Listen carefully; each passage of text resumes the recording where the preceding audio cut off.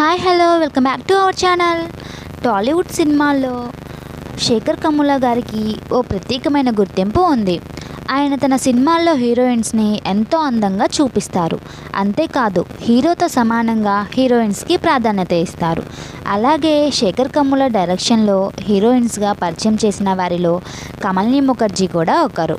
ఈమె 2004లో శేఖర్ కమ్ముల డైరెక్షన్లో వచ్చిన మూవీ ఆనంద్.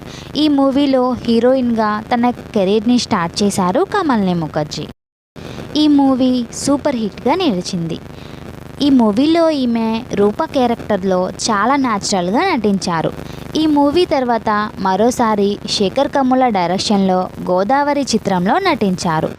ఈ మూవీలో సీతా మహాలక్ష్మిగా నటించింది కమలిని ముఖర్జీ. హీరోయిన్గా మంచి క్రేజ్ సొంతం చేసుకున్నారు నటి కమలిని ముఖర్జీ. ఈమె 1984 మార్చి 4న కోల్కతాలో జన్మించారు. 2004లో రిలీజ్ అయిన ఆనంద్ మూవీతో వెండితెరకు పరిచయం అయ్యారు. మొదటి చిత్రంతోనే తెలుగు ప్రేక్షకుల మనసులను గెలుచుకున్నారు. ఆ తర్వాత గోదావరి, హ్యాపీ డేస్, గమ్యం, జల్సా వంటి చిత్రాల్లో ఈమె నటించారు. ఈమె నటించిన ఆనంద్ చిత్రంలో రూప క్యారెక్టర్కి గాను ఉత్తమ నటిగా నంది అవార్డును కూడా గెలుచుకున్నారు. ఈమె గోవిందుడు అందరి వాడేలే, జగద్గురు, ఆదిశంకర వంటి చిత్రాల్లో సహాయ నటిగా నటించారు.